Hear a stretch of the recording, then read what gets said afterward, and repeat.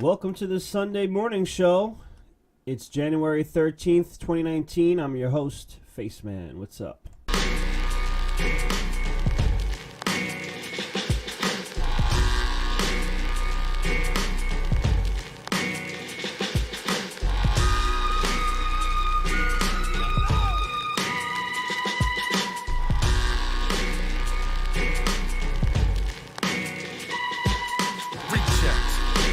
Talking about my sneakers, put the Reeboks on my feet, didn't really help my features. Soulless creature, creeping through the hallways. Couldn't pay attention in class, they'd all say I would never make it. Told me I'm an outcast. My response, kiss my ass. But it was hard to save face, kids teasing me, disrespecting the being. What are we to do? So young, so cruel, so dumb, so cool. Make me wanna bring the tool to school and just shut everybody up. Tell the driver's ed teacher to buckle up. Let me know what's so entertaining about destroying your peer while he's fighting for his education. He broke the chains, his wings grew. Don't worry, little homie, I got you. I see your stride, I feel your pain. I know this hurts, but they're all afraid. They're all afraid. They're all afraid.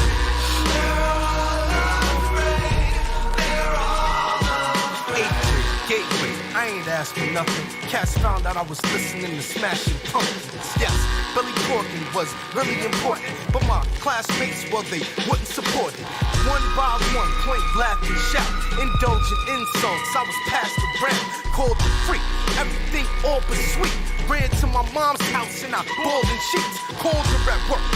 With tears falling everywhere but up, with the knife sitting in my neck, cut, yelling how I've had enough. The kids always bother me, I hate life so much. Is this how it got to be? You was buried, bloody vision, mama hurried home. Her hug and a kiss, let me know I'm not alone. In a vocal tone, I was spared the wit. Very fortunate through it all that somebody cared. I see your stride, I feel your pain. I know this hurts, but they're all afraid. They're all afraid. They're all afraid. They're all afraid. They're all afraid.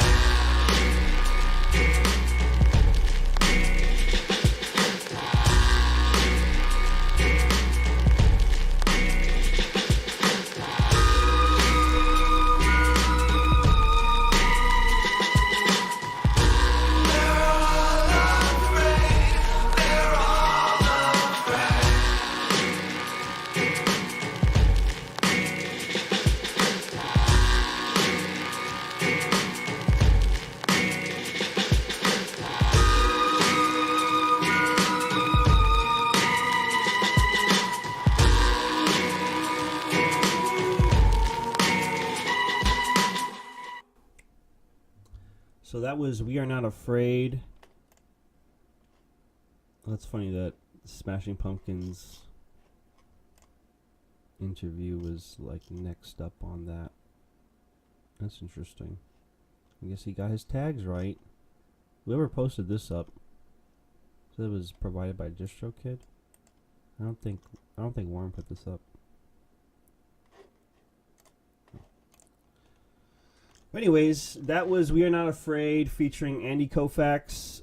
That was off the With Laurel album that released in 2017. And I think it's probably Warren's best album so far. Which is saying a lot because the album he released before that with We Are Not For Them was really good too. So it's kind of, it's pretty amazing that he was able to top that. So I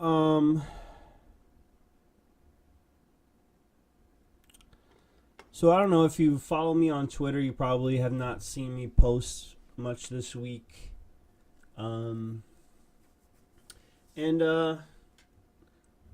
Today, like for this show today, I didn't really set aside topics that I want to talk about. I honestly, all week I've been like playing. I finished Red Dead 2. I've been playing Wasteland 2 on PC. Both really good games. Both have cowboys, by the way. Take that for what you will. And I've just been kind of, ever since I got fired from my last job, I've been kind of dealing with, well, actually, basically a couple months into the last job I started, I was dealing with some depression and just anxiety. Well, a lot of anxiety because of the job, but more so what affected me is just like the depression of spending all my time either getting ready to work, traveling to work, working, traveling back to home, or resting just to fucking recoup from all of that nonsense, from all that activity. And I just felt like my life wasn't, like I was making good money, but I felt like I had no life. I just felt like kind of trapped. And it's not just the nature of the 9 to 5, but like the fact that at this job I had like no respect from anybody, just about. I didn't feel like anybody liked me. Like even my own assistant director, I think like low key she didn't really like me either. Even though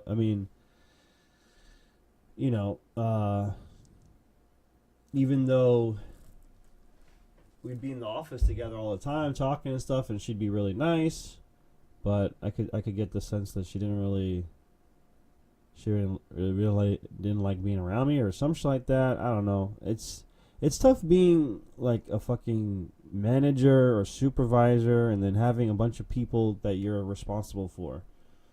Because then you gotta worry about managing these people. You gotta worry about what they're doing, is what I'm trying to say. So if they fuck up, it's like you fucked up. And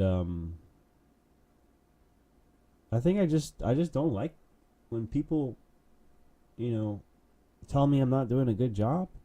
Like I want to be open for criticism, but I think at the same time, like if I, well, in that situation with my last job, it was just like, the principal would be on my ass, my staff would be on my ass, and towards the end, my supervisors were well, my supervisors weren't really on my ass. They kind of like gave me space, but they were just not supportive, really, is what the deal was with them. But they disrespected me in other ways. Man, it's rough that, like, my first real position where I'm lead, in charge of other people, managing other people, that my experience was so negative, Like, it sounds like some snowflake shit, but I legitimately was a little traumatized by my last job. Like, it was a battle. It was like trench warfare from the beginning. 2 months in, had a crazy team meeting where just like a couple people were just barking at me, like, and I had just fucking started, and like, oh my god. And it just continued from there because my supervisors didn't let me discipline them as they should have been disciplined, because we were short staffed, as is the case usually with nonprofits or nonprofit education. It's like, we were short staffed. And so that's why, I decided, all right, well, if they fire me, whatever. Like, they were nice enough to give me my couple weeks of vacation time that I never took. They gave me the money for that because I was busting my ass all school year. And that's when I went on these trips. This trip out west. Went to Arizona, Vegas, LA. I actually posted a video on my YouTube about that. If you want to check that out.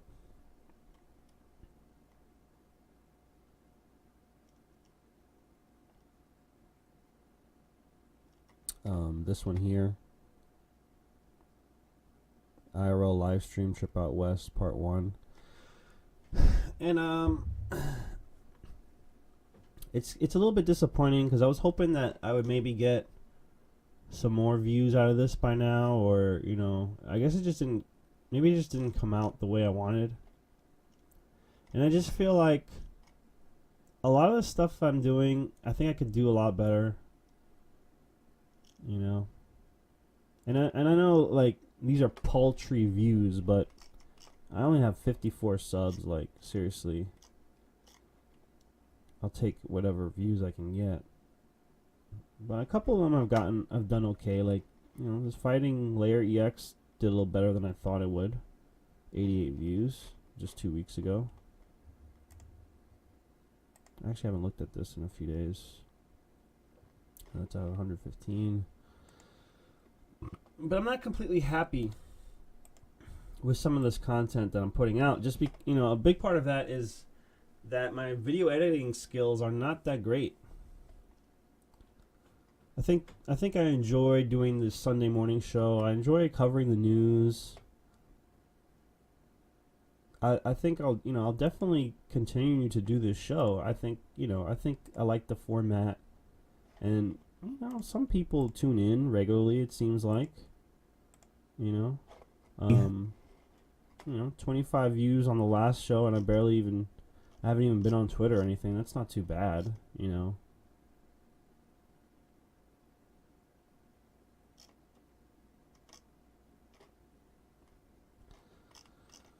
But I've been thinking, here's what this, because I was thinking about this like a couple weeks ago. Like, should I separate my content? Because, when I'm promoting this shit under the MC Faceman, which is the name that I use as a hip hop artist. You see here, I performed. I released music, which is mostly on Bandcamp, bandcamp.com. Wait, no, themcfaceman.bandcamp.com is where you can find my music. And the thing is, that's a whole other thing, but I feel like less and less of a hip hop artist the longer I go without releasing something. Like, I released something in 2016. I didn't really promote it. No one really checked it out. No one really said anything about it, whether it was good or bad, so I took it off. So the latest joint I have on here is from 2011, which I think was pretty good. I sold maybe a handful of copies, since that was the first one that I actually put up for sale. I gotta wonder where I would be today if I had just continued with music. I don't know. Where would I be today if I had just continued with music? I don't know, man. It's hard to say. And I still want to make music, but I don't want to. The thing is, I don't want to turn off people who follow me, who follow my Twitter, let's say, and shovel, videos at them that I'm not 100% happy with, that have nothing to do with hip hop. I put so much work into these fucking albums, all of my own mixing it and everything. I mean, the only thing is not producing. I didn't make my own beats. Always wanted to, but that's just like a whole other thing to get into.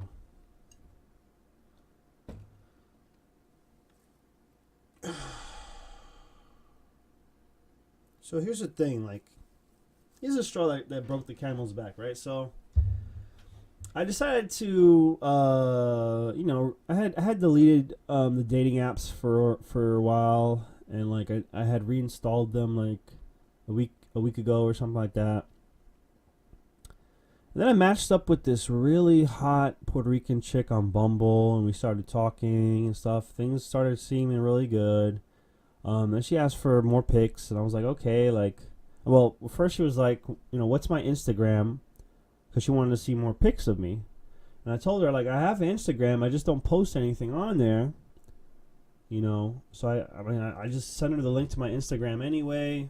And I sent her a couple pictures directly through text message. And then, like, she never responded, dude. Like, we were talking pretty steadily for a couple days. And then, she just stopped talking to me. So she must have, like, I have a link to my Twitter on my Instagram, so I'm sure she clicked on my Twitter, and I don't know if there was something on my Twitter itself that perturbed her, or what. Hold on, I just need to make sure that, because last Sunday, the audio was like crazy. It was crazy. Let's do that, I guess.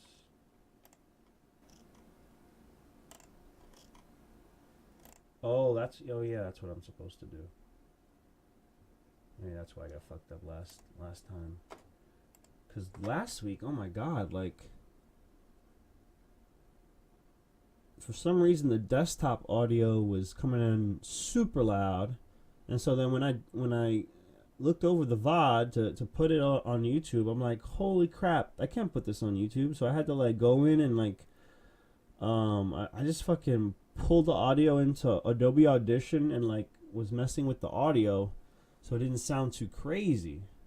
It was, like, super loud, the clips I was playing, and I would play a clip, stop, talk, play a clip, stop, talk. Oh man, that was a pain in the fucking ass. Matter of fact, I need some water. Let me play another song. I know I never play another song, but I'll play one of my songs. And I'll grab some water real quick.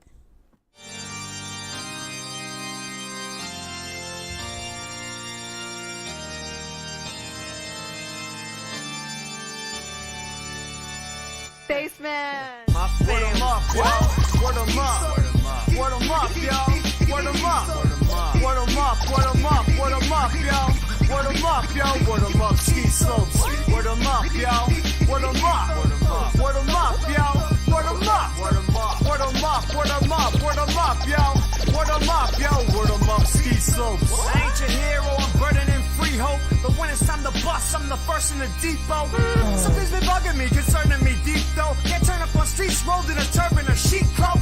I don't like your tone unless you're turning up beast. So mind your fucking attitude, drink your fucking apple juice. Excuse the weed smoke, I'm burning up tree folks. Till the Lord rings, I'm a murder in beast mode. I don't lead folks down slopes, I word 'em up it. And I don't fuck big birds, dog, word 'em up it. I bring the rockets, you bring the Rufus. 2 eyes from a third, you only sing of hubris. You bring his Okay. Well, if you want to hear the rest of that song, you know where to find it. themcfaceman.bandcamp.com. Thanks for sticking with me while I get my water. So back to what I was saying. I was talking to this cute Puerto Rican chick. She wants to see more pictures. I send her the Instagram. I send her pictures. So she must have seen something on my Twitter. She probably followed the link to my Twitter, saw something on Twitter, or maybe she looked at my YouTube and my Twitch and saw something she didn't like. I have no clue, because she didn't say a damn thing. I hate when women do that. They'll just blow you off and not say a goddamn word and just disappear into the night. Like, what the hell? Can you just at least give me a chance to, like, defend myself or something? Like, give me at least an inkling of what it is that has annoyed you, so that I can try to improve and maybe get, like, a reality check. Like, maybe I shouldn't be looking for dates right now. And so, I was like, okay. So not only have I uninstalled those apps, but I've also deleted my accounts on those apps, hopefully to deter myself from hopping back on. But I mean, the feeling is definitely there. It's rooted in. It's like, dude, I really need to work on myself and get my shit together, cause I'm 33 years old, man. Women are not gonna want to fucking deal with me, if I'm not bringing in the income and I guess, or not having a respectable position or some shit like that. And the thing is, it's like I'm getting older, and like, man, I really want to start a family so bad. I really want to start a family. Like, that's just one of the main things, if not the number one thing that I want to actually do in this life is, find somebody I love, lock it down, have at least one kid. I would even adopt a kid, because I'm not even sure if I can have kids. Because I freaking, dude, my first girlfriend, I would nut up inside her every fucking time. Fucking raw all the time. Nutting inside her all the time. I don't think she ever got pregnant. Which is crazy. So, I don't know, maybe I, did enough herbals that, I've, like, nullified my little soldiers. But it is what it is, man. I really just want to start a family. And it's so tough, man. Especially in New York City, dude. So much competition, first of all. Second of all, everything's expensive. It's like the pressure of having a mate that makes good money is even higher. And I could go out and get any fucking job, like, just any old job if I wanted to, but I want to have a good job at a good company that's not going to scare me off or drive me crazy, man. I don't want to live like that. Fucking all my time wasted, all my time spent fucking in a building for 8 hours or more. Especially, really, is the thing is, if I'm not appreciated, recognized, valued, then I don't want to be there. I think at this point I would even go back to the job I had before that, because it was close by, it was more flexible at the time, didn't pay shit, and I had to deal with a fucking, basically a kid that fucking had supervisory, not technically my supervisor, but had, was like the coordinator, but she had like supervisory type powers over other staff, and that was annoying to me. Like, she was just an annoying fucking communist bitch, new wave feminist, fucking dingy, no deodorant wearing ass, sloppy ass hoe bag, who's like damn near 10 years younger than me. So that was a big reason. We had our own issues, and like, and also like I just wanted to make more money. That's why I left that job, because I was like, yo, I'm ready for new responsibilities. Like, I've maxed out everything I could do at this job. But I didn't think that, oh man, if I get this fucking, because I had seen my supervisor back then, and I'm like, wow, it's, she's able to kind of like come in a few hours a week, and like, like, it's very chill. Like, I want something like that where it's like, as long as I get everything done, I don't have to be in the office all the fucking time. Like, she was going, like, getting her doctorate and stuff like that. I was like, whoa, like, that's what I need to do. I need to, like, have my fucking job set up to where, I'm running shit and don't have to come in exactly at, the time I need to, or leave exactly the time I need to. Or that's expected, or whatever. Like that, I could set my own fucking time, my own schedule, basically. And get things done. But that's not the case for every supervisor position, because supervising a fucking whole community center is a whole other deal that the organization I was with was not capable to handle. Not capable of supporting me in. They didn't even know what the hell, they were thinking in terms of just after school, not a community center. But anyways, I say all of this nonsense to say this. You know, I really am reevaluating what I'm doing with these videos. As far as Twitch, I wouldn't expect me to stream games anymore, like especially on a schedule. But I just I don't know if I really have that level of dedication to stream games because, dude, like when I play games, it's to relax, it's to chill.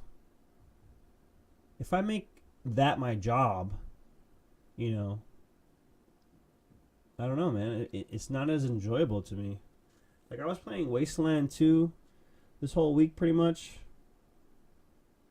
and it's like, oh man, it would suck to have to like sit there and have to fucking comment on everything and then stay super energetic for everything, and it's like, no, man. I need to focus on my strengths. I don't think my strengths are necessarily live things, but I think I'm good. I'm better at assembling an idea and just working on it until it's done and then releasing it when it's done. I mean, it worked with music. I think some of the VODs that I've done on YouTube, you know, they weren't streamed. For example, like these two. Like these weren't streamed. They got some decent views compared to the other stuff. You know? And then you got stuff that I did live stream. Even IRL, it's not getting, you know, the traction I need. You know, this that I posted up only got 52 views because I put fucking Ice Poseidon's name in there. So people don't really want to see me doing IRL. At least not at this stage. So I'm gonna be nixing that whole IRL shit. I don't know if I'm gonna still edit together the video from the IRL trip. Is it worth it? Should I? I mean, I have so much footage still. I just don't know if it's worth. Because I could have sworn, like, you know, like, dude, like, with all my promotion and like my videos and stuff, and then posting, you know, like I see sometimes comments and tweets from people, like, not on my shit, but like, you know, I've seen one on like a Facebook story. I've seen one on like just somebody tweeted, and it just kind of seemed like one of those subliminal, like, oh, it's like kind of directed at me kind of thing. Like one was like, oh, you shouldn't try to be a popular. You should be a successful man, not a popular N-word. And I was like, is that directed towards me? Because I have been, you know, fucking on Twitter trying to get followers and fucking trying to send followers to Twitch. And that's another thing. That whole follower game on Twitch is dumb. It's just like, it just has me thinking, like, I'm not, you know, this isn't really my thing. Like, I never liked begging for followers or fucking soliciting followers. Like, I hated doing that. I always hated doing that shit. Follow me, I'll follow you back. Because those people don't really fucks with you like that. They just, you know, I don't know. Kind of don't even want to fucking deal with that kind of aspect of things. I just want to make ill shit. And if you like it, you like it. If you don't, you don't. I mean, still gotta promote things or whatever, network, but I don't know, man. So my Twitch channel, I might just keep it to the Sunday morning show. And I'm thinking I might make 2 separate YouTube channels. Most of my focus, I think, is going to be directed towards YouTube now, away from Twitch, because Twitch is just, man, it's just rough, dude. It's rough when you sit down and you know, you spend a couple hours doing something, and then, you know, you maybe have a couple people join in live, or you have, you know, maybe like another handful watch the VOD, maybe. it's like I might as well fucking put it on YouTube if I'm gonna get more views with the VOD. So, and you know, and then I could put more production value into things.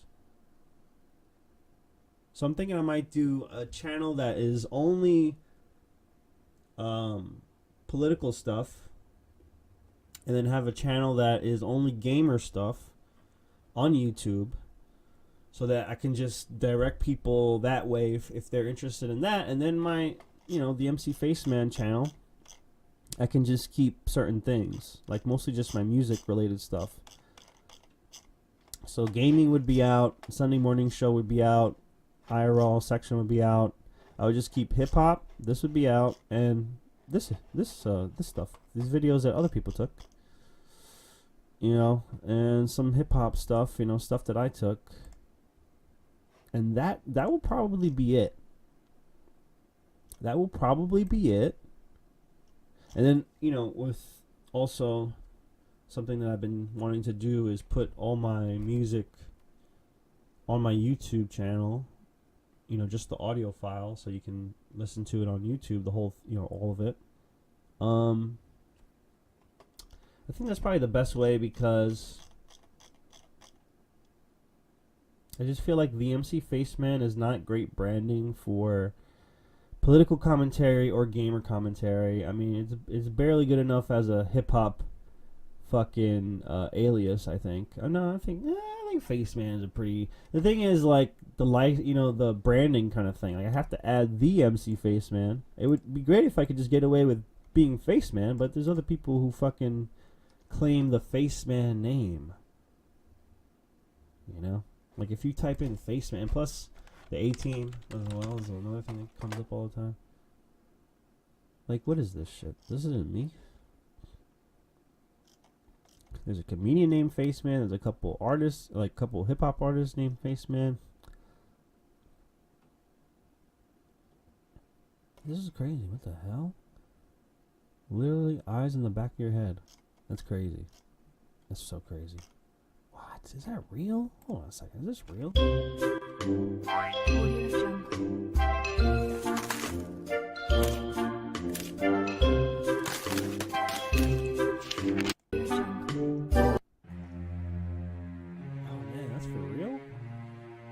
Edward Mordrake, or Edward Mordrake, was reportedly the 19th century heir to an English peerage. He supposedly had an extra face on the back of his head, which could neither eat nor speak, although it could laugh and cry. What? Edward begged doctors to have his demon head removed, because, supposedly, it whispered Satanist language to him at night, but no doctor would attempt it. He committed suicide in his 23rd year. Edward's case was weird, bizarre and yet interesting. It was revered as one of the worst cases of deformity, not because he has two heads, but two faces on the opposite side of one head. He was said to have been heir to one of the noblest peerages in England. He never claimed the title, however, and committed suicide in his I'm not surprised that he's of royal blood, because they're known for incest and shit like that. 23rd year. He was said to have lived in complete seclusion, refusing the visits even of the members of his own family. How could you? His case was bizarre beyond belief, and thought the best way to live his life was stay away from the public from him. He was a young man of fine attainments, a profound scholar, and a musician of rare ability. His figure was remarkable for its grace, and his face, that is to say, his natural face, was that of an Antinous. But upon the back of his head was another face, that of a beautiful girl, lovely as a dream, hideous as a devil. The female face was a mere mask, occupying only a small portion of the posterior part of the skull, yet exhibiting every sign of intelligence, of a malignant sort. However, it would be been seen to smile and sneer while Mordrake was weeping. The eyes would follow the movements of the spectator, and the lips would gibber without ceasing. No voice was audible, but Mordrake avers that he was kept from his rest at night by the hateful whispers of his devil twin, as he called it, which never sleeps, but talks to me forever of such things as they only speak of in hell. No imagination can conceive the dreadful temptations it sets before me. For some unforgiven wickedness of my forefathers I am knit to this fiend, for a fiend it surely is. I beg and beseech you to crush it out of human semblance, even if I die for it. Such were the words of the hapless Mordecai to Manvers and Treadwell, his physicians.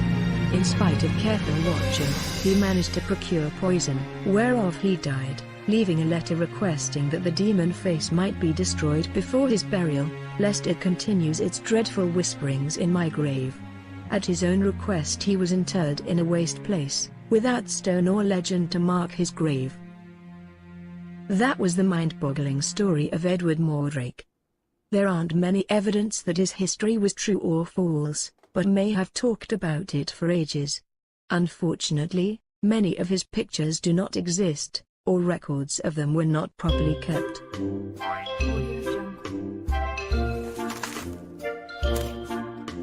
Dude, that is fucking crazy, right? The motherfucker had a face on the back of his head, and he said it was whispering satanic messages to him. What? And it could laugh and cry? And it would sneer when this dude, the dude was sad? Dude. I mean, these royal bloodlines and stuff, they practice all kind of satanic stuff. They do incest and all that. It's nothing new. So it's not entirely implausible, ladies and gentlemen. There are other dimensions we don't really know or perceive of. It could be some kind of fucking hellspawn attached to the back of his head. Who knows? I don't know. I'm not gonna pretend to know. But damn, that's just weird. It looks legit too. I don't know. I mean, I guess somebody could, if they're really sick with the prosthetics, could make a fake one. I'm sure, but anyways, what I was saying, like, there's a lot of fucking shit that pops up when you just put Face Man in there. A lot of bullshit. Like, what is this? What is this? What is this crap? Just 2 months ago, dude got fucking.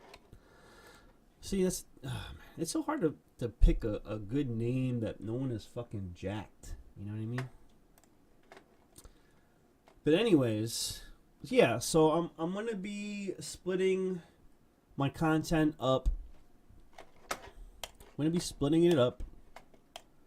I'm going to have a YouTube channel for my political stuff and a YouTube channel for my gamer stuff, so nothing gets confused, and it just makes more sense, because if you follow me for my music, you might not give a shit about my interest in gaming or my interest in politics.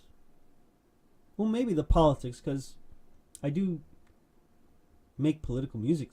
Some of my music is political in nature. But if you follow me for my gaming stuff, you most likely don't care about the music or the political stuff, I would say, right? I mean, most people, they're looking for gaming content. They're just looking for gaming content. I know that's me.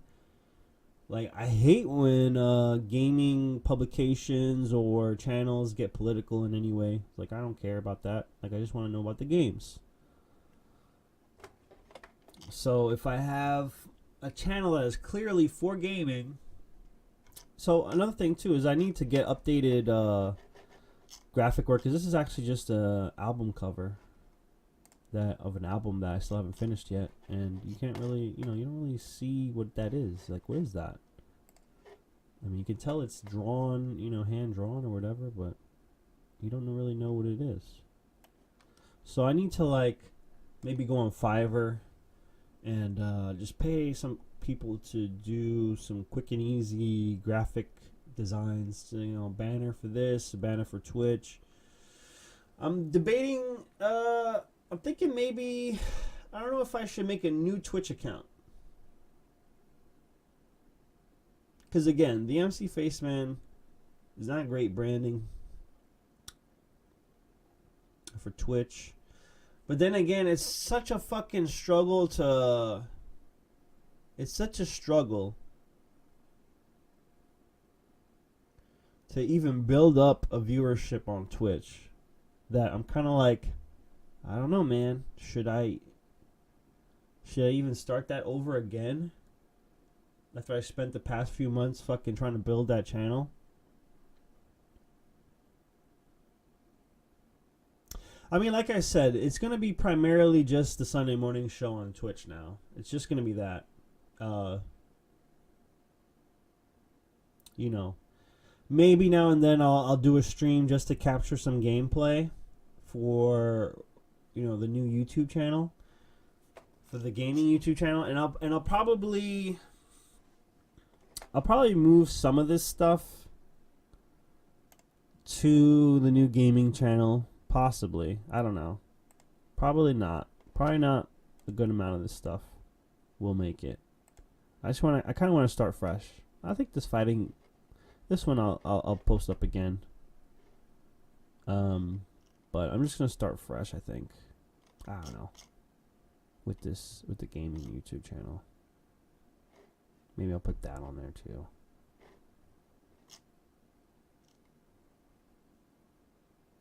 Yeah. Yeah, because I mean, because they're very different interests: hip hop, gaming, and politics.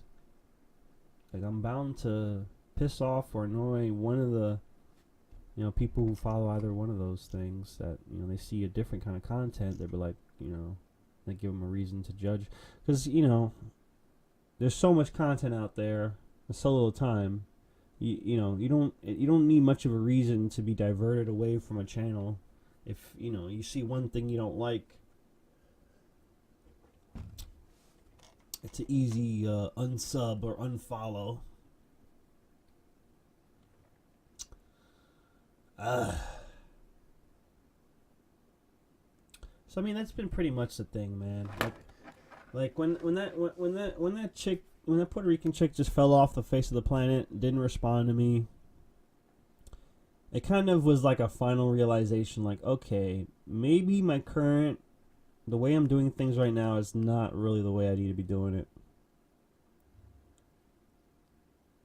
And I mean, the bigger thing amongst all that is that I need to start getting some income streams. Because my unemployment benefits are going to fucking run out very soon. And I need to get some income. So I got to keep applying to these jobs. I got to set up my merch store. The plan for the merch store is to do a store page that is focused on streaming, people who like streaming. So I'll be releasing merch that is streaming related. And there's a lot of people who do that. Like, they just put up a random fucking page and like put cheesy ass shit on their shirts, and they make money with the drop shipping, you know, and it's very little overhead. I need to get my one of my top priorities should be to get that together first before even working on any other things. And the thing is, I have a bunch of video that I still need to edit.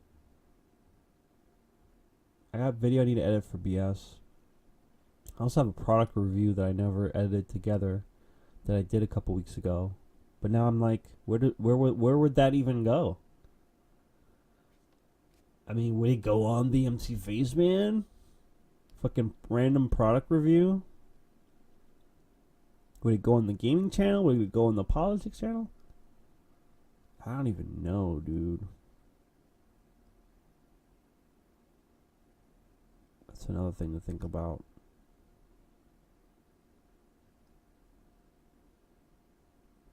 I mean, it's not like I intend to do a bunch of product reviews or anything like that, but, you know, I was just trying it out. But then I have all this video, and I think it's a good review. Just not sure if I'm going to put it on my YouTube or the other two YouTubes I'm going to be starting up. As far as news, for the news this week, I mean, the main thing has been the shutdown, the government shutdown. And I had read or seen somewhere, somebody was saying like, you know, this could work in Trump's favor, because as soon as Congress goes into session, they're going to be trying to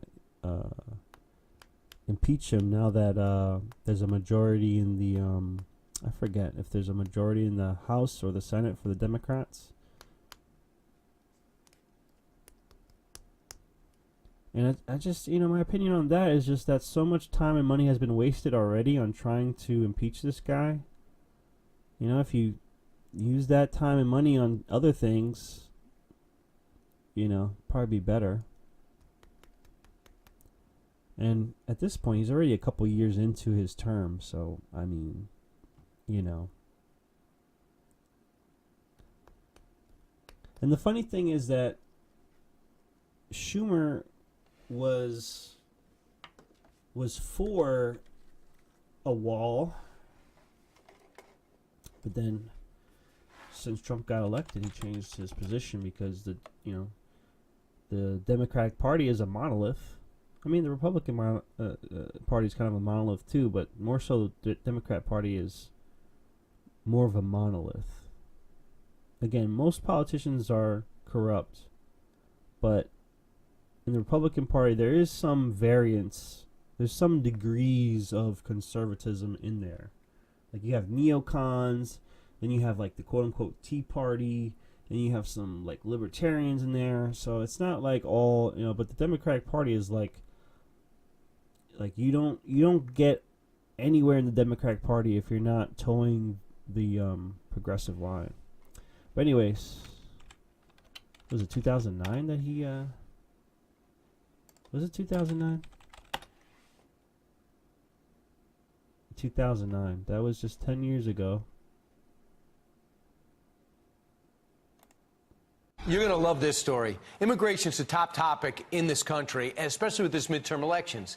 And Senate Minority Leader Chuck Schumer has been an outspoken critic of President Trump's policies. Thanks to the president's actions, we've seen a crisis unfolding on our southern border and across the country. The crisis was willfully and purposefully created by this president through his zero-tolerance policy at the border. We all know how we got here. The situation's a big mess. Right, yeah. How did we get here, and where did you stand? But Schumer hasn't always sounded so opposed to illegal immigration. Here with a look back is Director of Policy Studies for the Center for Immigration Studies, Jessica Vaughn. Hey, Jessica. Hi, good morning. Jessica, I am amazed when I look back at some of the comments Harry Reid made in the Senate. It's a shame, really. We used to have civil rights leaders like... Surrounded by 2018 Donald Trump on undocumented workers. When we use phrases like undocumented workers, we convey a message to the American people that their government is not serious about combating illegal immigration. Now they like to use the word undocumented because it's more political. I don't use that word. They're illegal immigrants. They came over illegally. Some are wonderful. Which isn't a lie. I mean, if you break immigration law, you know, you're illegal, you've committed a crime. Like, I don't understand why people don't get that. For people, and they've been here for a while, they got to go out. It's the same. They have the same philosophy. Who's telling the truth? Okay, I fucking hate the Fox News. I hate all these fucking talking heads, man. They just add so much fluff to everything. Like, just fucking get to it. It's a flip-flopping compilation. What is this?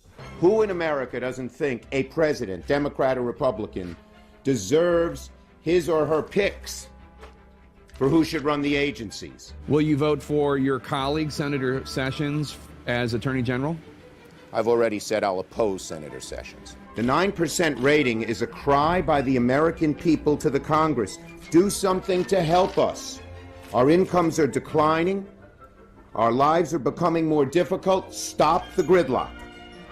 Republicans are grinding the Senate to a near standstill. We can't influence when they have the hearings. The original plan was to have 8 or 10 hearings the first week, but we can hold them up on the floor, and for 2 months, that's all they'll do is their nominations. And so they're sort of stuck there, too. Refusing to confirm qualified judges, preventing executive agencies from having the leaders they deserve. Well, it's a new world. People demand action. The old rules need to be modified. There's nothing that says they have to change the rules if Gorsuch doesn't get 60. And the logic, the irresistible, immutable logic is, if the nominee doesn't get 60, you change the nominee, not the rules. We'd much prefer the risk of up or down votes in majority rule than the risk of continued total obstruction. That's the bottom line, no matter who's in power. We'd be Okay, I'm kind of like nodding off just watching it. It's like, I already know this guy's a fucking liar. Yes, politicians are liars. They flip-flop on all kinds of issues. Basically, the position of the Democratic Party is anti-Trump. Basically, anything Trump says, they have to be against it in order to, in their minds, retain their base, their political base, and not lose more Democrats to the Republican Party, which is what happened. I mean, when Obama got elected, Republicans switched over to vote Democrat, and then those that were disappointed by Obama, like even some Democrats, moved over to the Republican Party to vote for Trump. I mean, don't Dems the facts, homie. This, Trump didn't steal the election. There's a lot of people who actually voted for him because they actually believe in his policies or like whatever. I mean, you've seen the rallies this guy has put together all the time, like thousands of people. Say what you will about, how much of an asshole he is, or, whatever, who's following him or whatever, but I mean, them's the facts, man. He got people fucking voting for him. And I feel like the Democratic Party, they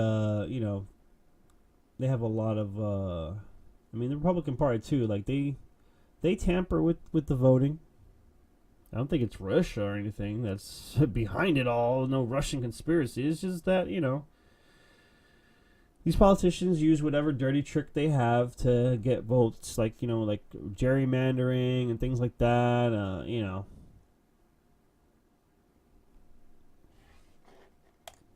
We want people coming in to our country based on merit and based on the fact that they are going to love our country and they respect our people in our country. For decades, open borders have allowed drugs and gangs to pour into our most vulnerable communities. Most tragically, they have caused the loss of many innocent lives. We are a nation of immigrants, and we should all be proud of it. But we're also a nation of laws. It is wrong and ultimately self-defeating for a nation of immigrants to permit the kind of abuse of our immigration laws. Not only in the states most heavily affected, but in every place in this country are rightly disturbed by the large numbers of illegal aliens entering our country. That's why our administration has moved aggressively to secure our borders more by hiring a record number of new border guards, by deporting twice as many criminal aliens as ever before. Families who enter our country the right way and play. Look at that. Bill Clinton, just 20-something years ago, referred to them as criminal aliens. Imagine if Trump was going around saying criminal aliens instead of illegal immigrants. I don't know. Criminal aliens sounds worse. By the rules, watch others flout the rules. People who enter the United States without our permission are illegal aliens, and illegal aliens should not be treated the same as people who entered the U.S. legally. And because we live in an age where terrorists are challenging our borders, we cannot allow people to pour into the U.S. undetected, undocumented, and unchecked. We've got to do several things, and I am, adamantly against illegal immigrants. Certainly, we've got to do more at our borders, and people have to stop employing illegal immigrants. And we're working to make sure that we have sufficient facilities to detain, house, and process them appropriately. And it is unlikely that their children will be able to stay. And I've asked parents across Central America not to put their children in harm's way. The president's decision to end DACA was heartless and it was brainless. Hundreds of thousands of families will be ripped apart. Meanwhile, what's happening to families at the border is horrific. This is a moral and humanitarian crisis. Why are you lying about it, sir? That's the Democrats' law. We can change it tonight. We can change it right now. I will leave here. No. They're telling us that the single most grave threat to America is a bunch of poor, impoverished, broke, hungry refugees 1,000 miles away. They're even using our brave troops, sending them down as a political stunt. The Department of Homeland Security says there's been more than a 200% spike in illegal border crossings over the past year, and a 37% jump from last month to this month. For the first time, an American president is taking a very firm line. Good. That's what's needed. Whole populations are on the move. Invasions, frankly, have to be stopped. I know that's kind of a strong wording, invasion, but it's not like a military invasion. When you have thousands of people pouring over the border, it's like a cultural invasion, really. And, while there might be some good people in there, if they're not vetted, you're letting in criminals as well, the cartel, and people who just want to live off of benefits, which illegal immigrants do get. Let's see. Illegal immigrants... benefits, U.S. Study. Majority of immigrants receive welfare benefits. USA Today. It's been discussed and debated before. How many immigrants receive government welfare benefits? Well, a study released Wednesday pins that number at about half. I'm Jim Lenahan, and this is USA Now.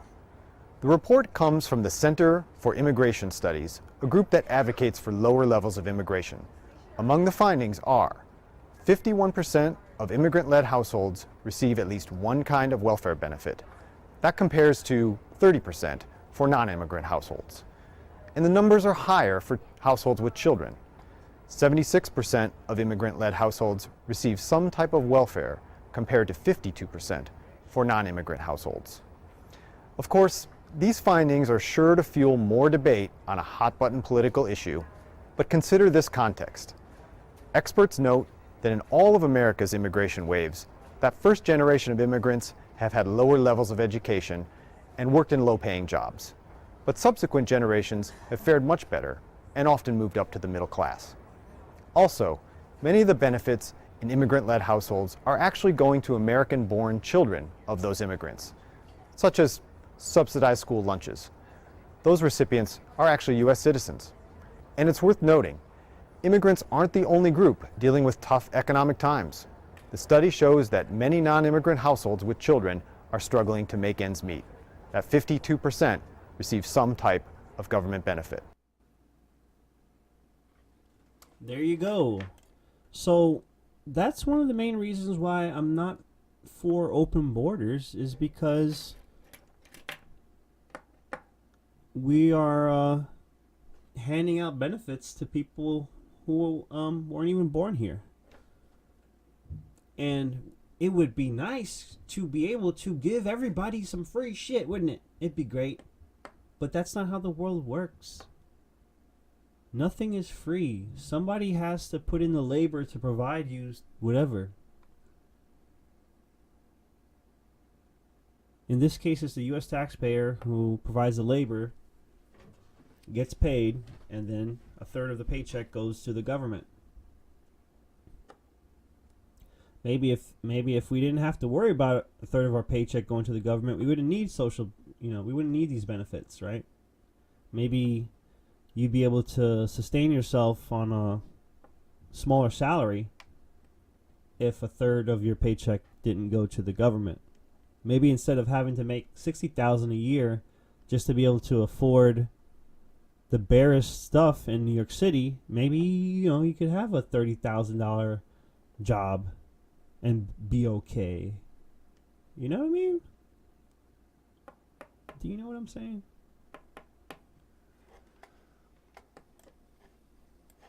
Let's see.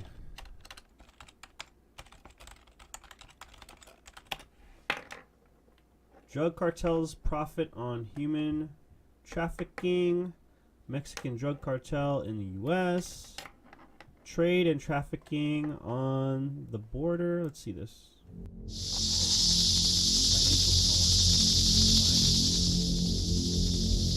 If you call 911 here, it takes an hour or hour and a half for the sheriff to get here. So how do we protect ourselves? We pack guns. I have a gun with me everywhere I go. We live in a no man's land. We live in an area controlled by the Sinaloa cartel. All the mountains back here, we've seen cartel scouts all around us. In fact, they may be watching us now.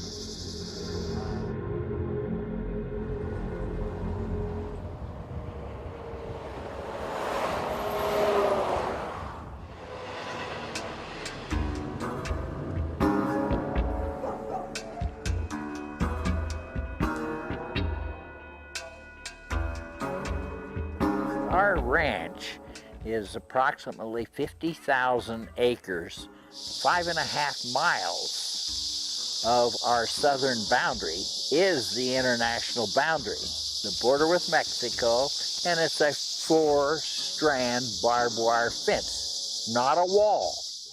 The whole situation as it is, with a 25-mile gap between the two sections of wall, one in Nogales and one in Sassabee, means that the cartel has free access to the United States.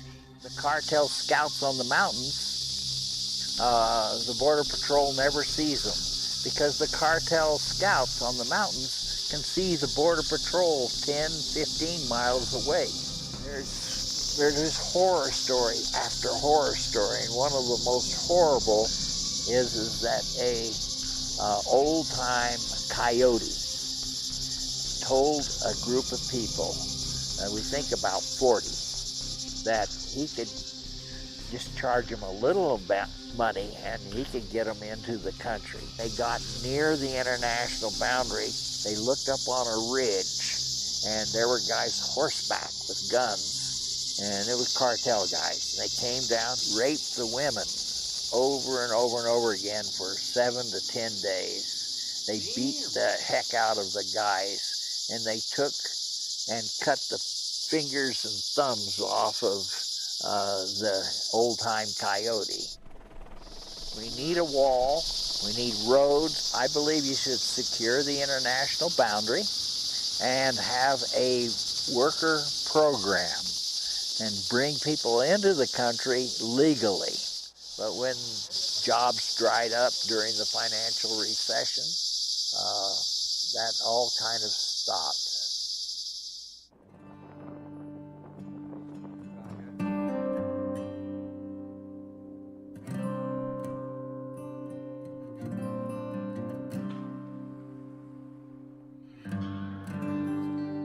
Here we are in Mexico. This is Nogales, Sonora. It's got, there's different figures, but there's about 450,000 people here versus 20,000 in Nogales. I came from Hermosillo, Sonora. I came here to Nogales when I was 14 years old. I went into Nogales High School. I feel safe here. We need trade. That's what we do. We're the first generation of university. My father's, my parents really made an emphasis of telling us to, go to college. They didn't have the opportunity. We did. Like I said, in 1988, I opened my business to buy American produce and ship it into Mexico. very successfully. I mean, we were one of the first ones. That's when NAFTA started. I mean, we have a fence already. It's at 22, 24 feet, and there's still a few people that can jump it. I mean, they climb it, and it's just a matter of making a longer ladder than the fence. But that's not the main issue. And still, I don't see how his plan would work. I mean, if he's trying to deport 11 million people, are you going to be stopping me every day? Do I fit the profile and I will be stopped everywhere I go, at the restaurant or at the movies or anywhere I go? Are they going to my office and ask me for papers? I don't understand how that would work. I would say that we fit the profile and we'll be stopped every day. I mean, the dude looks white to me.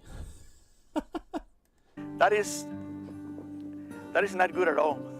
But there's a lot of other issues in politics. I mean, we need to see about safety of the country. I mean, I agree with that 100%.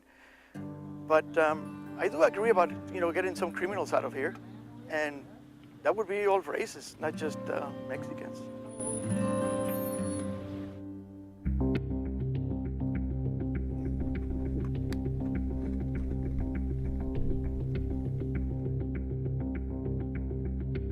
We've had a decrease in illegal entries, but we had an increase in narcotic seizures. The fence is going to be challenged and breached in different ways. We see smuggling, especially here in Nogales. We see smuggling activity via tunnels. We see in some locations, we see ultralights, we see trebuchets or drug launchers and used by compressed air. So, they're bringing up so far, what they're bringing up is that, the wall might hurt some people, like economically.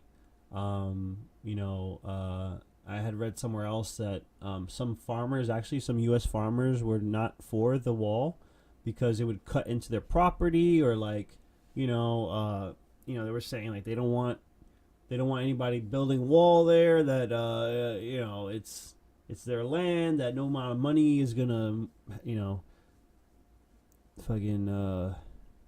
So, I mean, usually what they do, the government does, is through eminent domain, they just seize the land and, they give the person whatever the value is. Excuse me, I should have muted that. But, and then this guy's saying how they'll just, get through the wall. I mean, I can definitely understand that. Yeah, these cartels, they will find a way. They'll do tunnels. They'll do whatever it takes. But it's like putting a lock on your door in your house, right? You put a lock on your door so that people you don't want to come in don't come in. But is there still a way in? Yeah, there's they could probably kick down the door if they really wanted to. Maybe they'll hop in through a window, etc., right? But the real point is to deter the criminal, or to at least slow the criminal down. So what you want to do is have security that, most criminals will just be like, all right, I don't even want to deal with all that shit. It's just too much of a risk. And then, basically for those that still want to risk it, they're, it just is harder for them. They got to build the tunnel. They got to, get the night vision goggles. They got to fucking do all kinds of extra stuff instead of just running across the border. So no security measure is 100% foolproof, but having some security is better than having no security.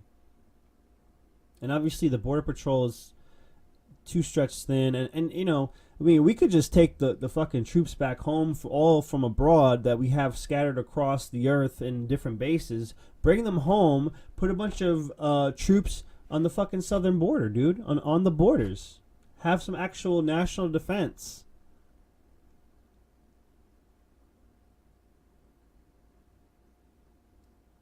And that's something that can very well be done, but the military-industrial complex makes more money having us go to war fucking, out in the desert and shit like that.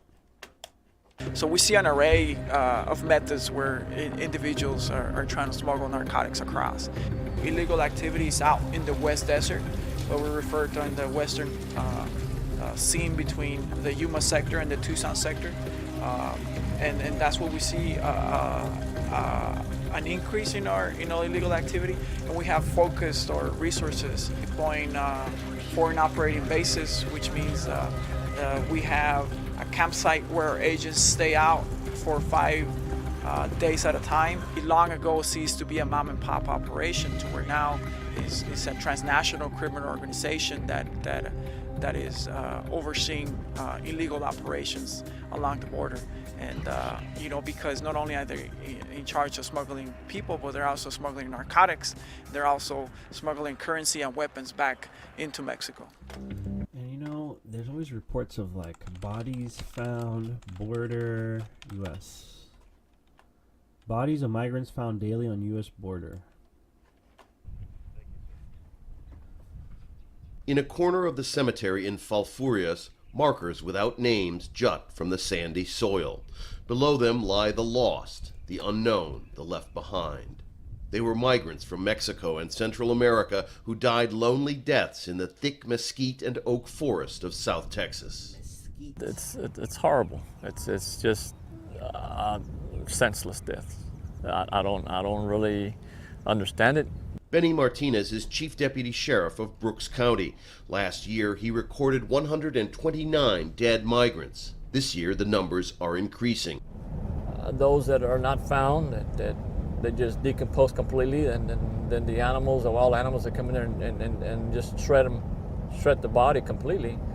Those type of bones you're never going to find. Falfurrias is an impoverished, crumbling town more than 100 kilometers from the Mexican border. But a U.S. Border Patrol checkpoint on the highway just south of town is the last barrier for migrants en route to the cities of Houston, Dallas, and beyond. Human smugglers have found a way to evade it.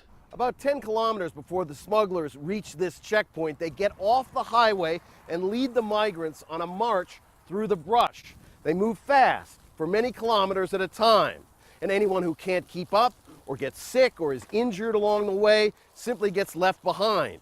And many of those people never leave these woods alive. These photos are of corpses found on the sprawling ranches near Falfurrias. They die from heat exhaustion and thirst. You find them sometimes where they're so just deteriorated that it's almost like a horror movie. You're missing skin, you're missing limbs or eyeballs, and that's a sad situation. Local rancher Mike Vickers lives near the checkpoint. He sees migrants cross his land every day, and among them, he believes, are gang members and criminals. You always got your gun with you. You want to make absolutely sure that gun's got plenty of bullets in it. Vickers and his wife Linda keep guns and several large dogs on hand for self-protection. As time goes on, I feel less secure. It's no longer if I'm going to be assaulted, it's when. The U.S. has tightened border security in many areas, but less so in desolate and difficult regions like South Texas. But that hasn't deterred migrants from crossing. Eddie Canales is a local human rights activist. The more you create a situation, more people are funneled into areas where are more dangerous. As we're seeing, death is still not a deterrent. Martinez says he doesn't follow the debate over immigration reform in Washington closely, but he says attention must be paid to what's happening here. These persons they're human beings. This is a humanitarian issue here, and the fact that there's someone's dad or someone's mom, cousin, brother, relative, whatever the case might be, they're humans. Reform, if it comes, will have come too late for the nameless men and women resting beneath the sand. Rob Reynolds. And that was a 2013 video. And they're saying that basically illegal immigration has skyrocketed basically since then.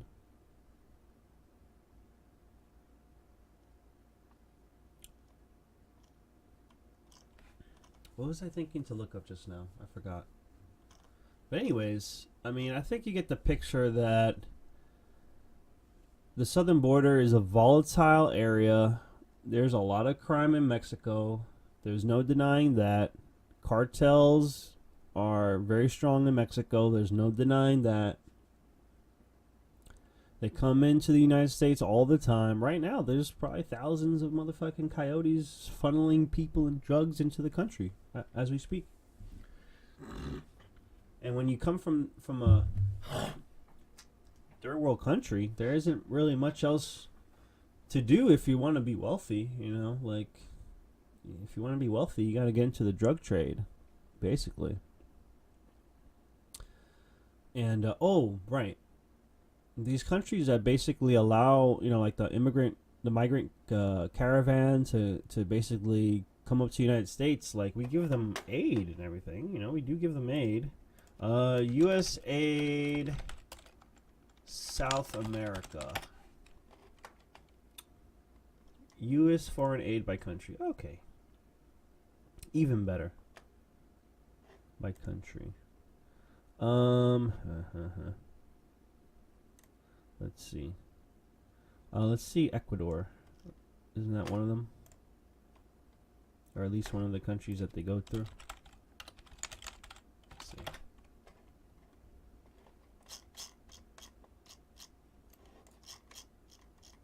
Let's see. So, a lot of them come from Honduras. Where's Ecuador? I forgot where that is. Oh, it's way over here. For some reason, I had thought it was right next to Honduras. But okay. Honduras. Let's look at Honduras, where a lot of these migrants have been coming from. So, what, we give them 180 million? Lower middle income country. Really? Low, lower middle, upper middle, and high. The World Bank. Interesting. Well, we give them $181 million. That's a lot of dollars, isn't it? What about Mexico?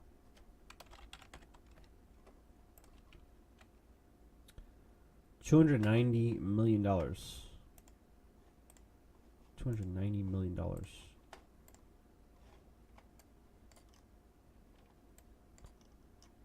We got Guatemala. Oh, they got to go through Guatemala and Belize as well, right? Guatemala. Another 257 million. Dude, we give away so much money. 10 million to Belize. What?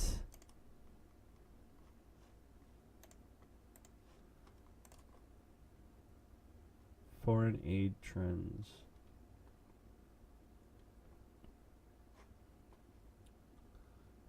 I want to know how much is going to each one.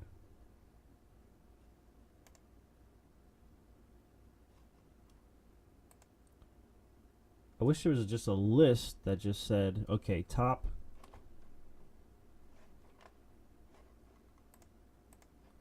disbursements, maybe this one.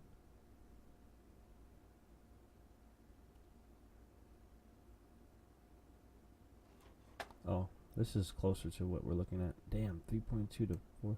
But then Israel gets like 18 billion. Where's Israel? Why does it say 3 billion? You know they get so much more than that. I mean, you just look at this. Afghanistan, $4 billion. Oh, 47 billion total disbursements. $47 billion. $47 billion to foreign motherfuckers? Are you fucking kidding me? Nah, bro. 47 billion, homie? Nah, bro. Nah. I am not cool with that. I am not cool with that.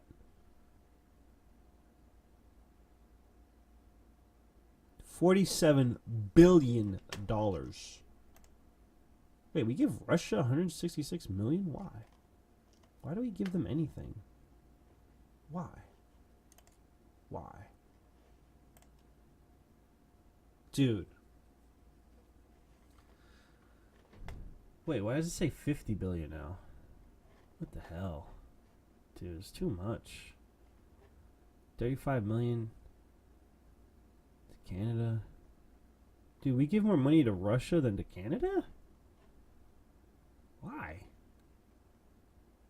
Colombia gets $500 million, dude. Why? South Africa gets $500 million. Egypt gets $1.5 billion. Iraq almost $4 billion. Syria almost $1 billion.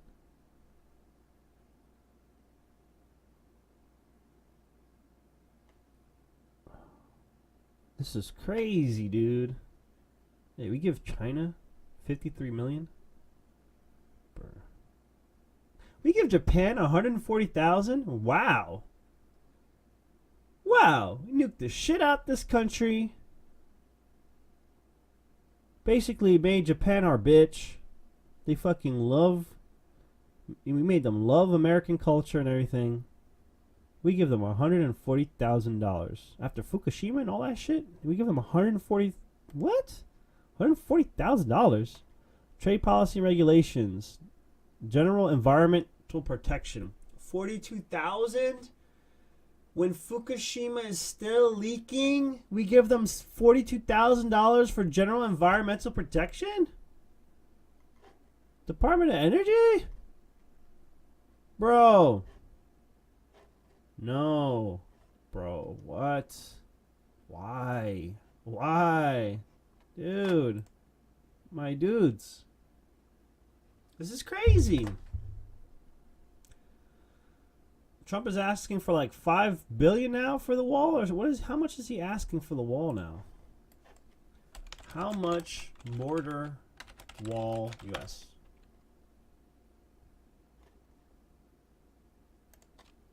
Cost. Let's see. The NASDAQ is just 1 point above an all-time record close.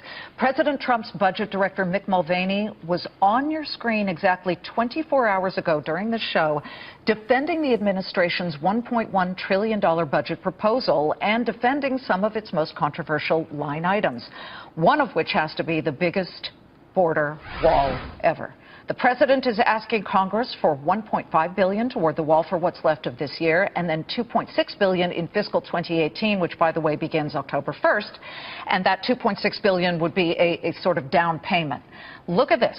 Since all this spending talk started well before the election, concrete and asphalt stocks are up double-digit percentages over the past months. Right now, we're looking at just what they're doing today. But if you looked and you saw... Okay, so I mean, I've heard numbers like 10 billion and 5 billion. I don't know, the number seems to be going lower. Like when he first said it, I think he first said Mexico would pay for it. I think he said like 10 billion. Okay, yeah, that's the number I've seen. 5.7 billion. $5.7 billion is a lot of money, and while some propose it go towards a wall or gate thing, we started wondering, what else can you buy with $5.7 billion? Well, if you're feeling hungry, you could buy 34.2 billion strawberries. Or maybe you're looking for something a little... This guy sounds like such a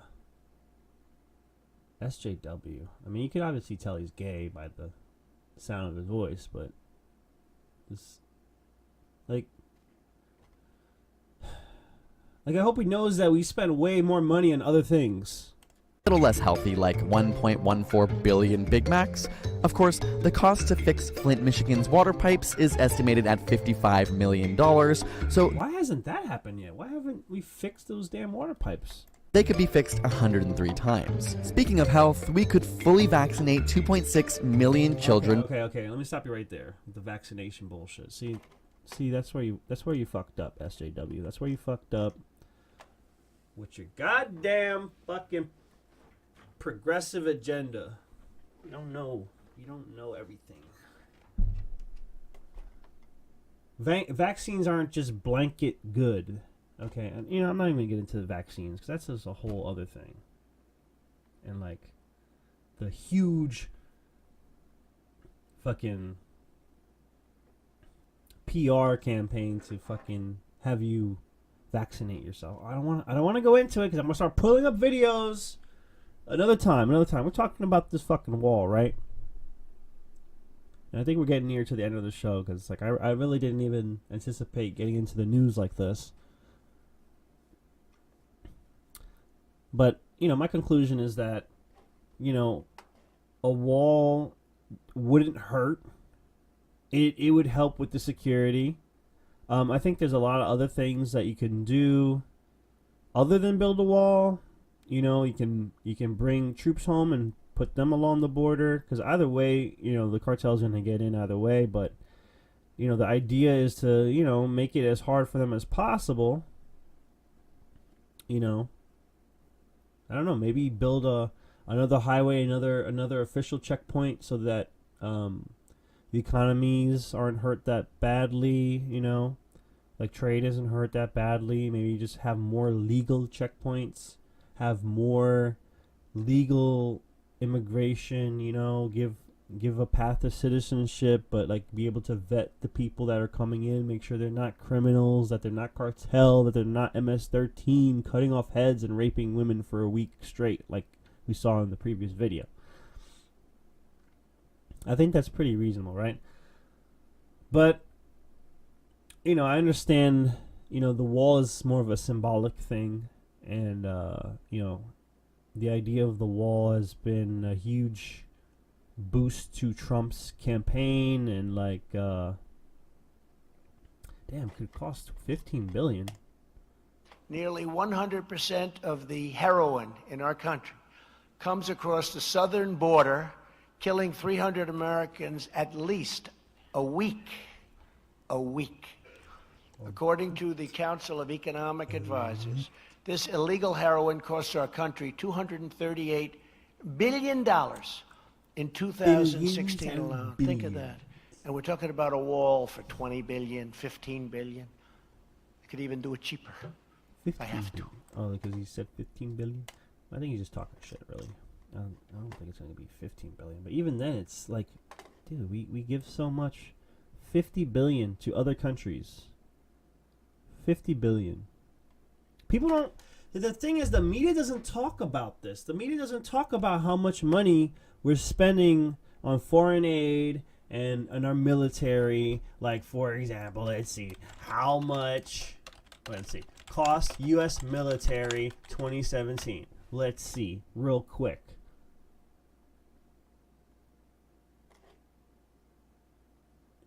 Should I just click this? What is this? $597 billion. This is the latest spending bill. Well, you get the picture. Fucking DOD, the Department of Defense wants $597.1 billion.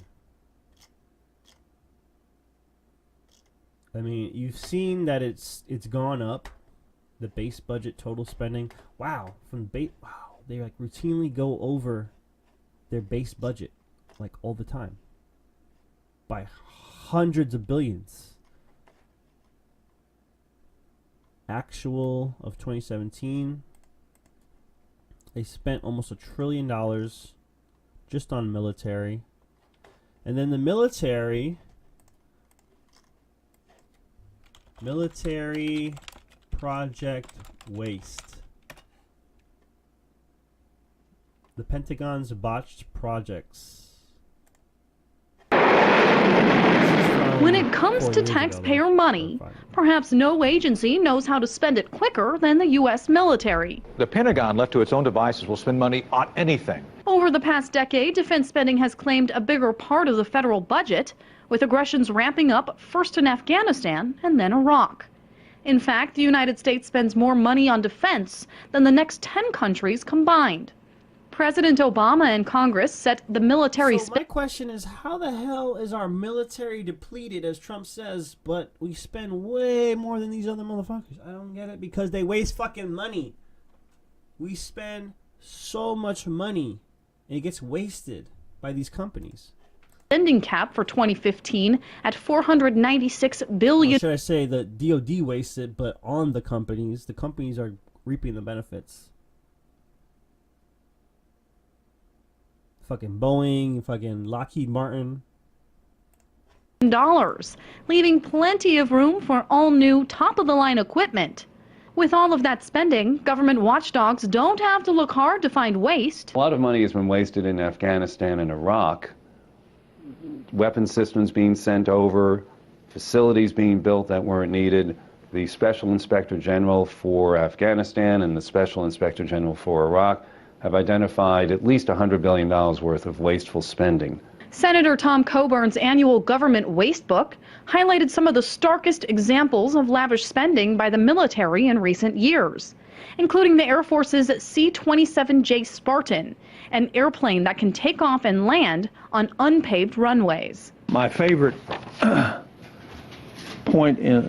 program in this is the fact that the Air Force bought $600 million worth of airplanes, and as soon as they were delivered and shipped them to the desert. The military has spent a reported $567 million on the project since 2007. However, a 2013 report by the Dayton Daily News found that at least a dozen of these transporter planes were moving straight from the assembly line to a storage unit in Tucson, Arizona, without having ever been flown on a military mission. They were built, finished, we never used them. They've been shipped to a graveyard in Arizona. They're not going to be used. Why were they built? Solely because of the argument of jobs in Ohio and a contractor who was pushing for those jobs. And that's basically the Keynesian economist theory. It's like, yeah, you spend money to make money. You know, government spending up the wazoo will stimulate the economy, but then put you in fucking debt. We are $21 trillion in debt, everybody. $21 trillion. Do you understand that is a lot of money? We don't have the money to pay this back. Like $100-something thousand per taxpayer. Pentagon in that case didn't want them. So rather than leaving the transporter planes in the desert to rust, Congress has directed the Department of Defense to give 14 of them to the U.S. Coast Guard for free. But the C-27J wasn't the military's only fiscal fiasco. After spending 3 years and nearly $300 million on a state-of-the-art surveillance blimp, the Army finally decided to deflate the project for good. The long-endurance multi-intelligence vehicle was nicknamed the Unblinking Eye for its ability to fly. I really hate this,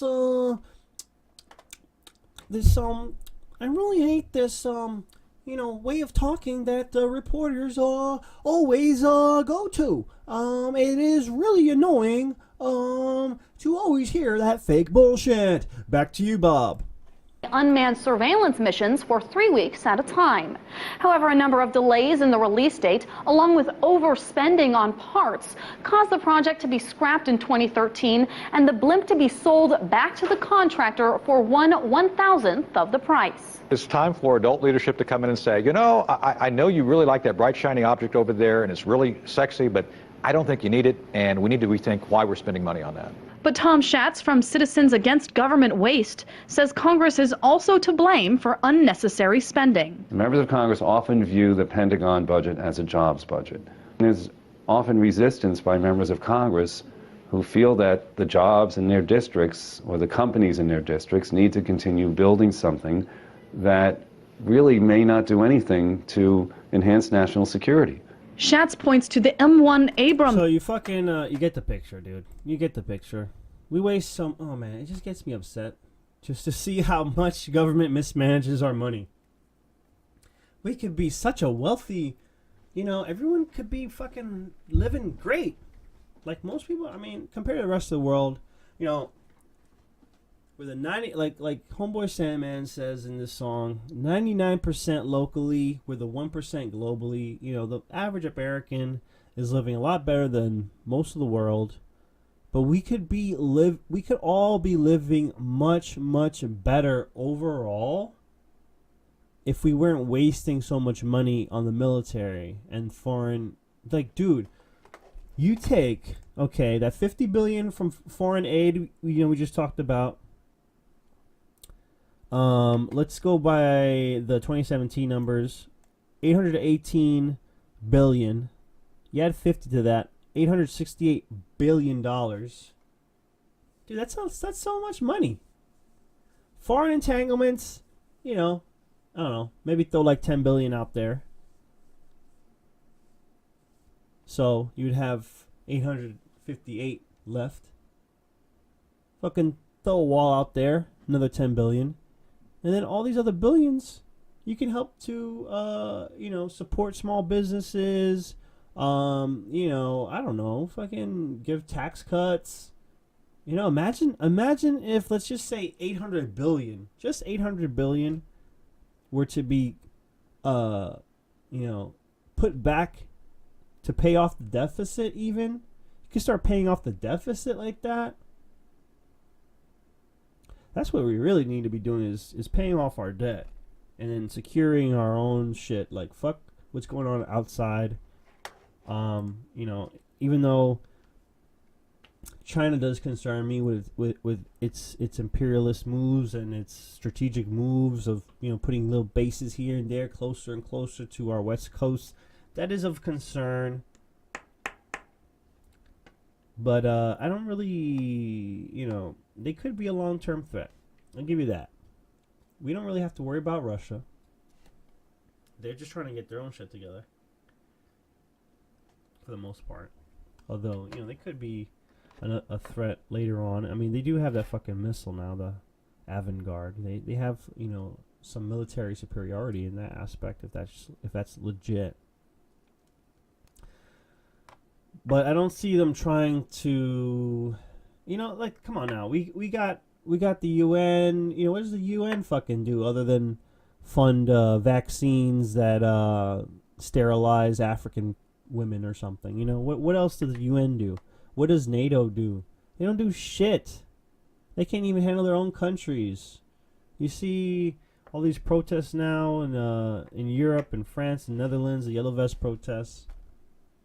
They're fucking up on their own fucking yeah, they don't have the resources to stabilize shit. I mean, maybe if they manage things better. I mean, the thing is, with government in general, man, when you give them the money, they're gonna mismanage it. There's gonna be people in the government who want to stash away, you know, a couple $1 million here and there in the Cayman Islands. They want to get a foot in the door at Boeing or whatever, and, you know, say, okay, you know, we'll use government spending to fund your next plane, but remember me when I'm out of office. You can hire me. And, you know, there's just this huge revolving door. I don't even know if we'll have a video on it, but let's see.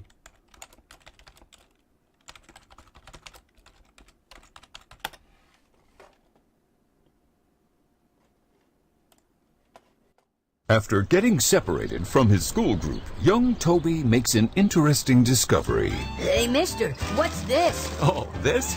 It's the revolving door. Cool. What's it for? A bunch of things, mostly making money. Neat. I like making money. Don't we all?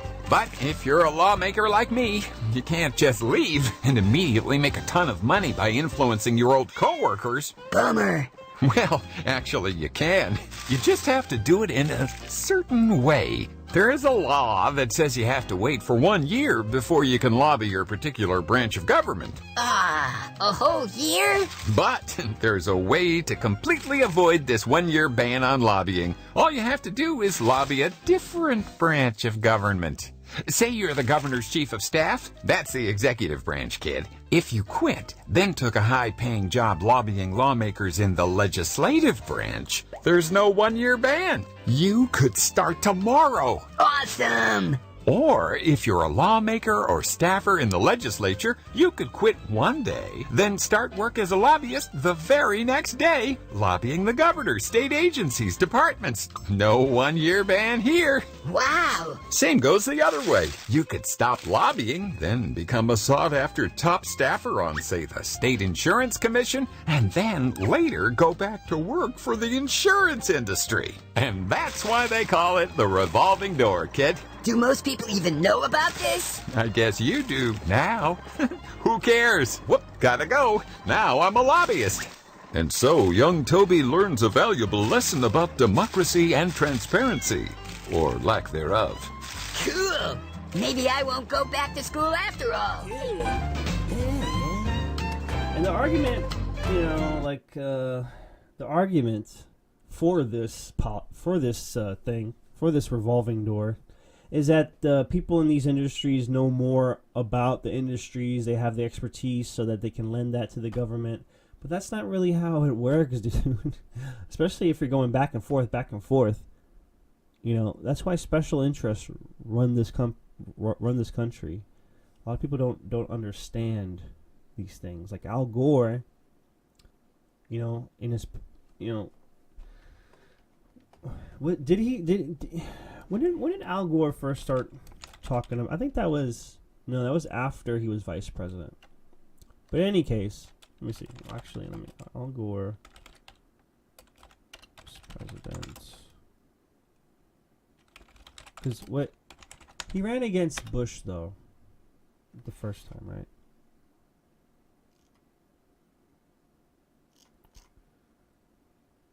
I don't even want to get into climate change, but fucking Al Gore had said like in 2002 that we'd be underwater by now, but we're after. And like, yeah, he has a bunch of private jets, mansions, and shit like that. You know, his carbon footprint is way crazier than you or me combined. Let me tell you.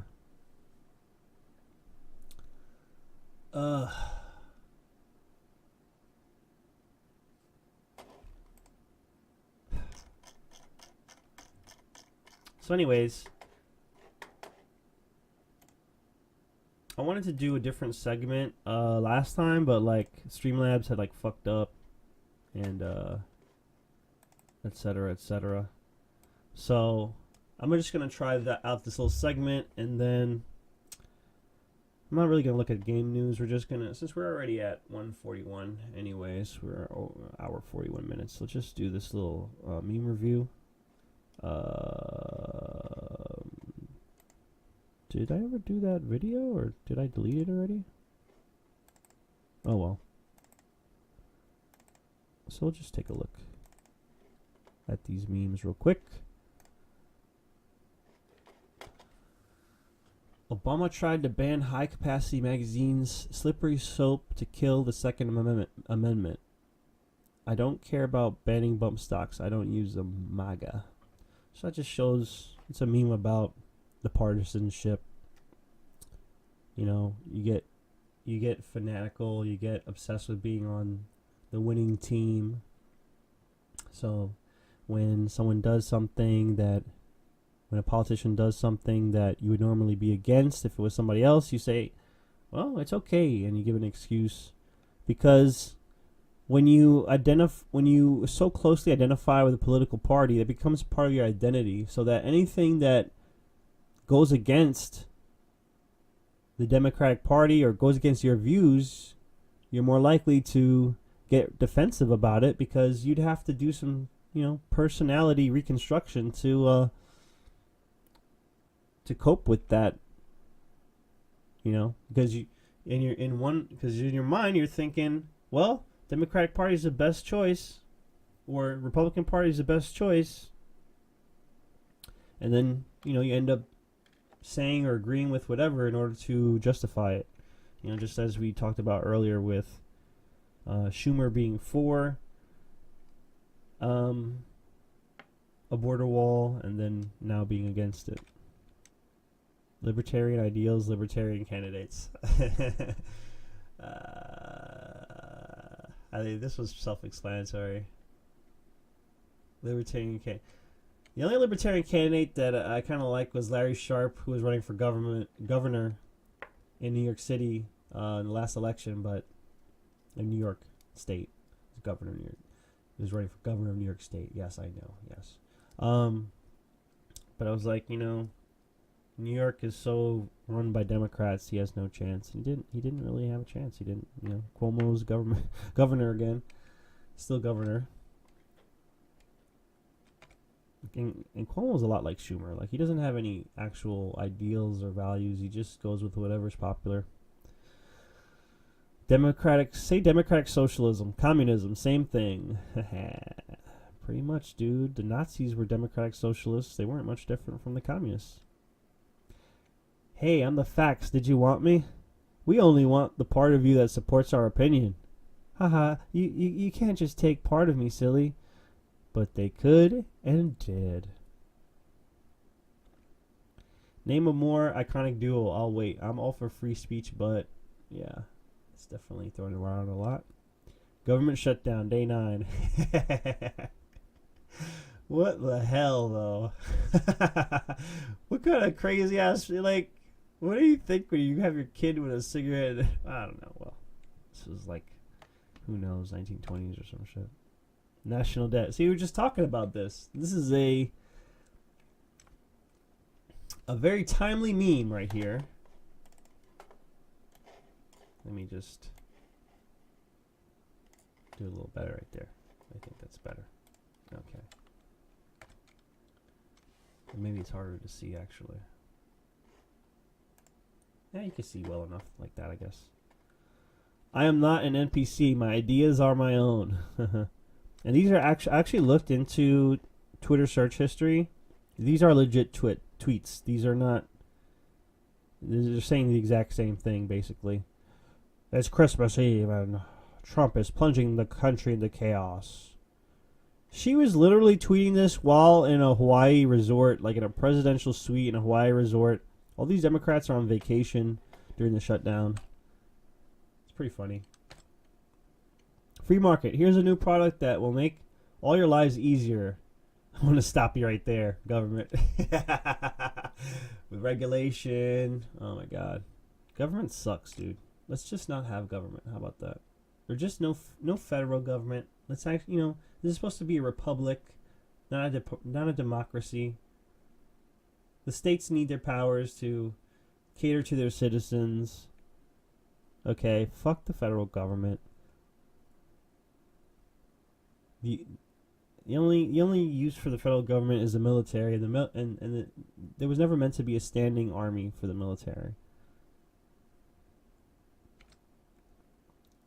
I'm writing you a ticket for a seatbelt violation. What's the purpose of a seatbelt law, officer? It's for your safety. What happens if I ignore the ticket and refuse to pay? A bench warrant will be issued for your arrest.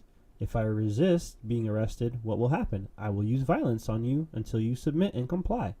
If I pull a gun to defend myself as you assault me, I'll shoot you with my gun. What's the purpose of the seatbelt law again? Every traffic stop is just a robbery at gunpoint. I mean, every law is fucking robbery at gunpoint.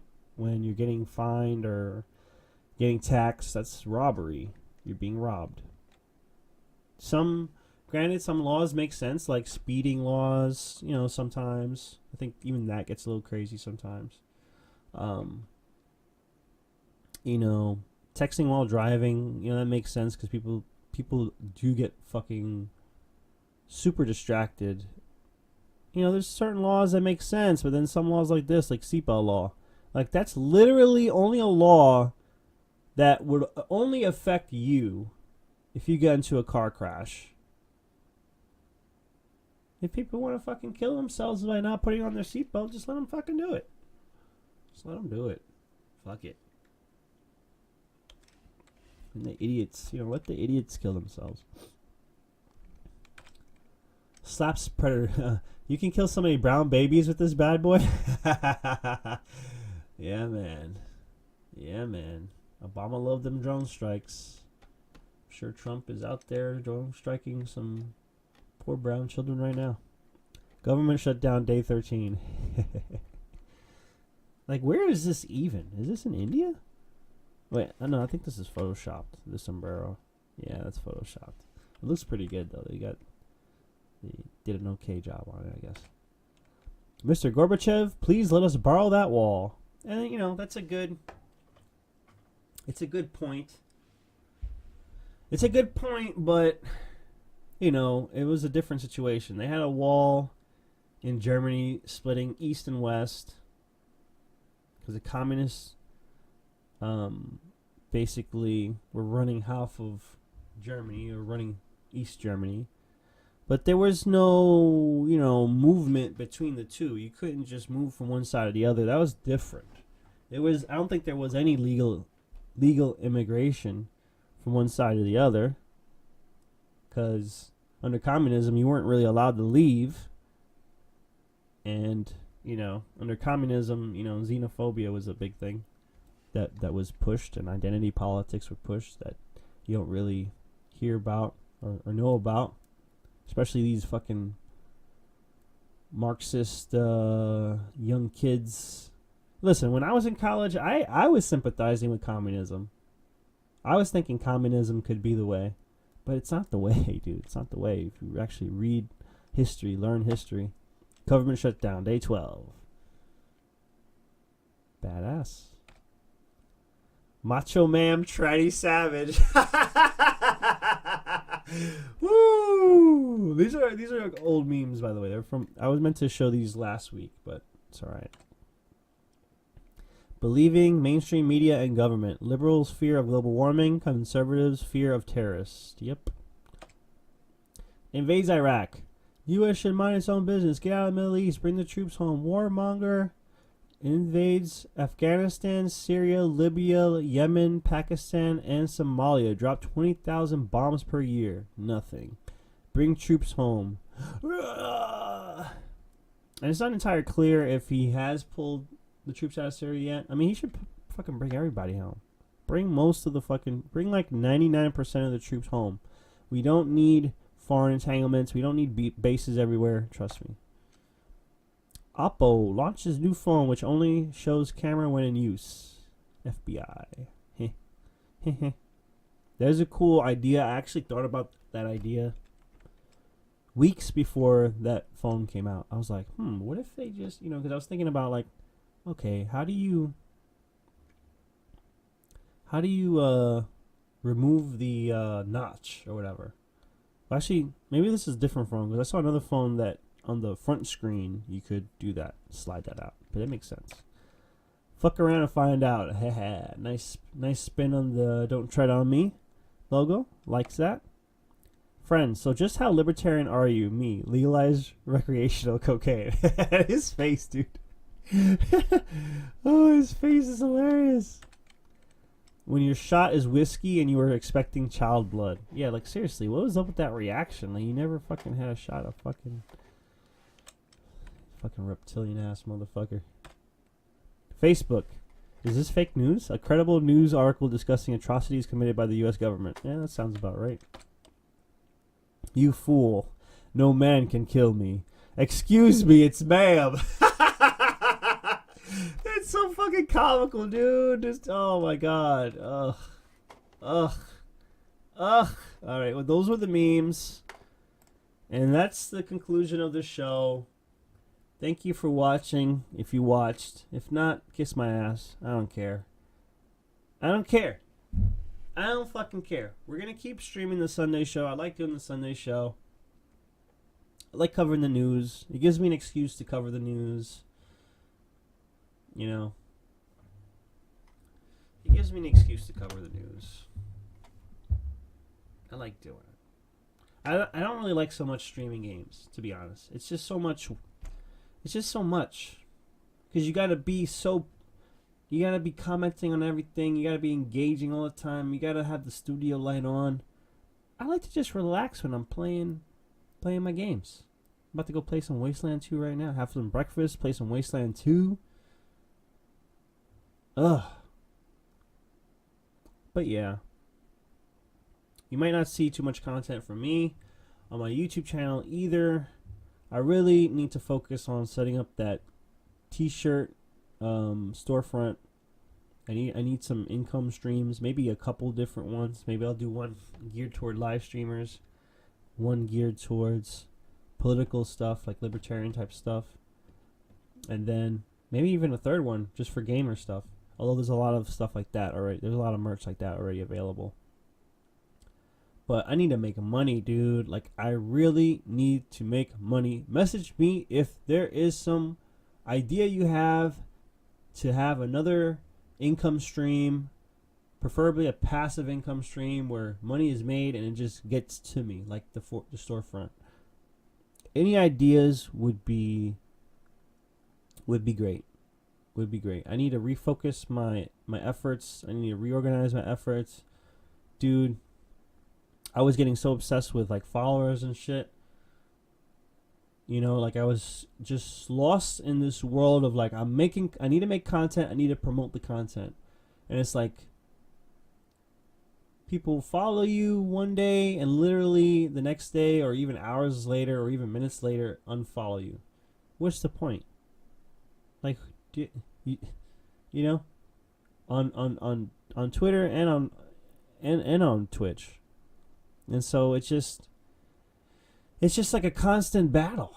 Like, I don't want to be in constant battle. I want to put my efforts into something, create things, let it get exposure, you know, have people recognize me for my talents. And it's there. It's just, you know. But with Twitch, there is no passive income. It's just like you have to constantly grind and constantly solicit people for money. And I've never been comfortable with soliciting people for money.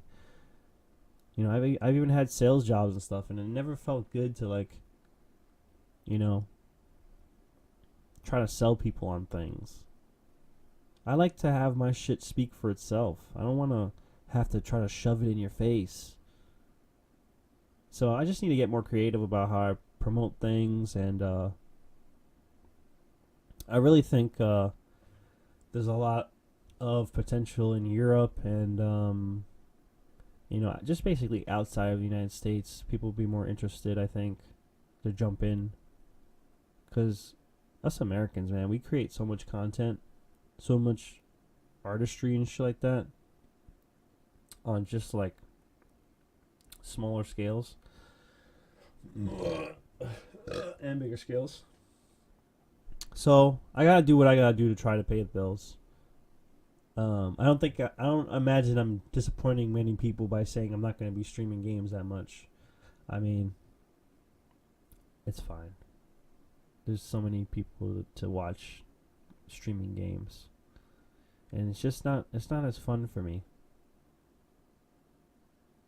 It's not quite as fun. I mean, streaming fighting games is cool, but yeah, meh. So that's it, guys. That's the end of the show. I'm surprised it even came out to this long. I really wasn't planning on going in on the news. I kind of just wanted to update you guys, for whoever the fuck cares at this point. Give a little update, let you know what I'm working on, where my trajectory is. I definitely need to just, you know, distance myself from the MC Faceman brand. Just keep that, you know, solely music. And, you know, just separate my interests. Because I don't think it works in my favor to lump everything in to one channel. It just doesn't. So, I'll have a YouTube channel for gaming where I'll just periodically, you know, if I can try to release a video for each channel that would be good. You know, just my gaming channel, have a solid video every week or two. My political channel, you know, I'll just be putting up my Sunday morning show VODs. But also, you know, I'm thinking to do little mini documentary pieces, like 15-20 minutes, talking about different topics. You know, going deep diving into certain things and having that, you know, nicely edited and put together, instead of just like me doing everything live, like going through YouTube and looking at different clips and things like that. I think that would be fine. And then my music YouTube will probably get the least of activity moving forward. You know, as I record different live events, and you know, I'll definitely put up all my music on my YouTube, at the MC Faceman on YouTube. I'll do that. And of course, any new music that I eventually do and videos, that's really what that channel should be for. It shouldn't be for, you know, constantly releasing videos and things like that. So that's the plan moving forward. I definitely need to sit down and plan some more of the specifics. I gotta get this merch store up and running. That I really need to get up and running. I should really just stop everything and get on that. I'll make that my mission this week. to get that merch store up and running, so I can, you know, at least have the possibility of some income. I might even do a couple different ones. Do one for libertarians and one for streamers. I mean, the streamer one could have some, you know, regular gaming clothing as well on there.